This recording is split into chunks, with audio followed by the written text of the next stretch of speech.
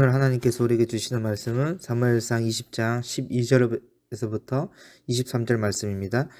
요나단이 다윗에게 이르되 이스라엘의 하나님 여호와께서 증언하시거니와 내가 내일이나 모레 이맘때에 내 아버지를 살펴서 너 다윗에게 대한 의향이 선하면 내가 사람을 보내어 내게 알리지 아니하겠느냐.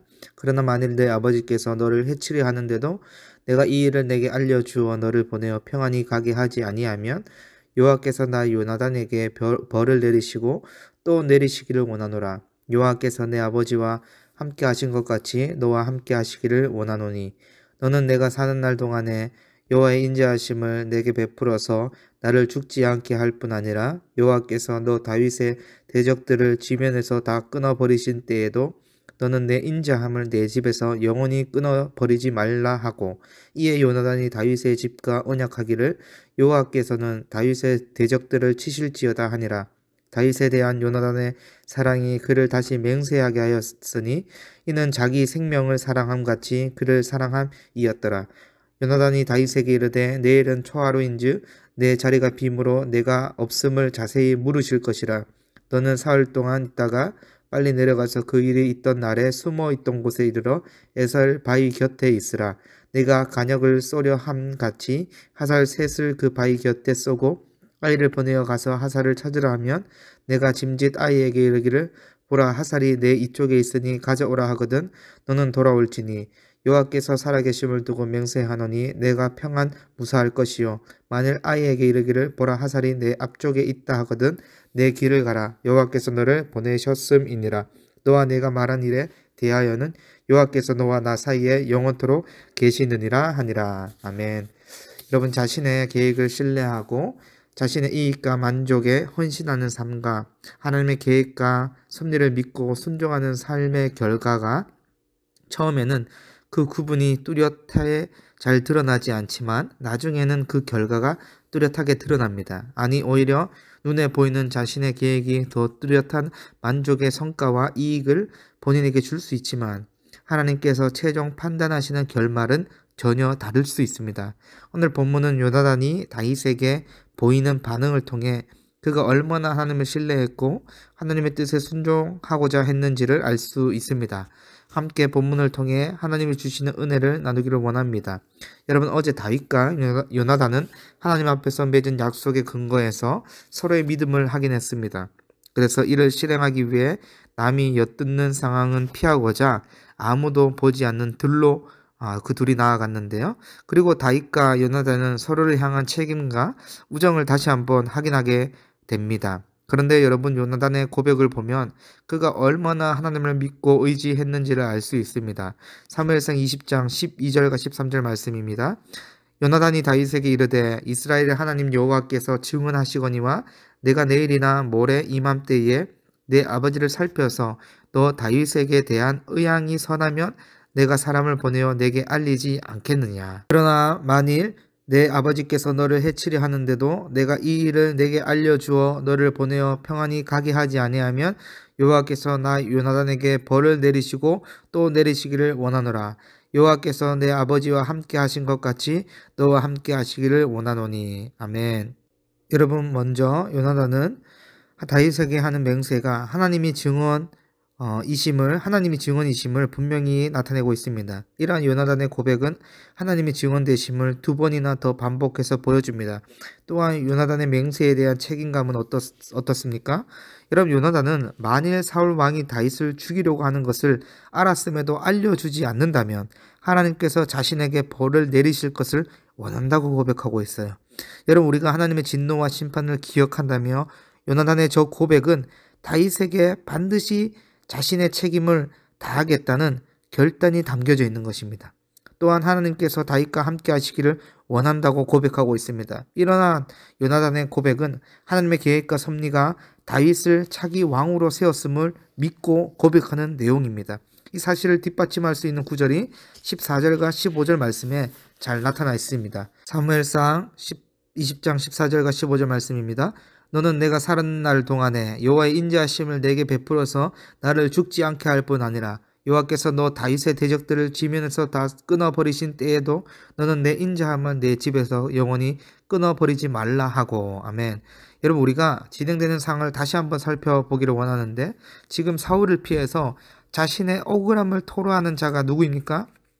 다윗이지요. 그리고 이러한 상황을 인지하고 들어주는 사람이 누구입니까? 요나단입니다. 또한 그는 사울이 밀고 있는 차기 후계자입니다. 그런데 14절과 15절의 요나단의 고백을 보면 마치 요나단 자신이 위기를 마주한 사람처럼 다윗에게 자비를 구하고 있습니다. 이러한 요나단의 모습은 무엇을 의미할까요? 여러분, 이것은 요나단이 다윗이야말로 하나님이 세운 왕임을 분명히 알고 믿었다는 사실입니다. 여러분, 그래서 요나단과 다윗의 우정의 언약은 단지 인간적인 약속이 아님을 분명히 알 수 있습니다. 여러분, 만일 요나단이 다윗의 인물됨만 보고 그를 신뢰했다면 요나단 그가 믿는 것은 인본적인 것에 지나지 않을 것입니다. 그러나 그들의 우정의 언약은 하나님의 그 인자하심에 근거한 언약임을 우리는 14절 말씀을 통해 알 수 있습니다. 하나님께서 차기 왕으로 다윗으로 정하시고 언약대로 신실하게 이루어 가시는 인자하심을 근거한 언약이기 때문에 이들의 사랑의 맹세는 우정 그 이상의 고백과 책임을 수반하는 것입니다. 그래서 요나단은 다윗의 어떠한 제안도 수락했던 것이고, 이제는 하나님의 말씀대로 장차 이스라엘의 왕이 될 다윗에게 자비를 구하고 있는 것입니다. 이러한 요나단의 제안에 다윗은 17절 말씀처럼 요나단이 하나님을 사랑함으로 자신을 사랑함을 알기에 다시 맹세함으로 언약을 재확인시킵니다. 여러분, 훗날 성경 말씀대로 다윗을 반역했던 대적자들은 모두 죽습니다. 그러나 요나단과 그의 집안은 심판이 아니라 생명을 얻습니다. 다윗은 요나단과 맺은 언약을 기억함으로 사울의 집안이 심판당할 때 사무엘하 9장 1절에 이렇게 고백합니다. 사울의 집에 아직 남은 사람이 있느냐? 내가 요나단으로 말미암아 그 사랑에게 은총을 베풀리라. 아멘. 그리고 수소문 끝에 요나단의 아들 무비보셋을 찾았고 그에게 은총과 선행을 베풉니다. 결국 다윗 또한 요나단과의 약속을 잊지 않았던 것입니다. 그리고 이제 요나단은 구체적으로 앞으로 2, 3일 동안에 아버지 사울의 동태를 살피고 다윗에게 상황을 알려주겠다고 고백합니다. 그리고 그동안 다윗은 에셀나무 곁에 숨어 있으라고 합니다. 이후 이야기는 여러분, 우리가 잘 알다시피 사울이 결국 다윗을 죽이기로 작정했다면 3일 후에 다윗이 숨어있는 에셀바위를 향해 화살 3개를 쏘고 활을 주우러 간 종에게 화살이 이쪽에 있다 가져오너라 할 것이요, 사울이 죽일 생각이 없으면 화살이 내 앞에 있다고 하겠다고 다윗에게 일종의 신호를 보내겠다고 알려줍니다.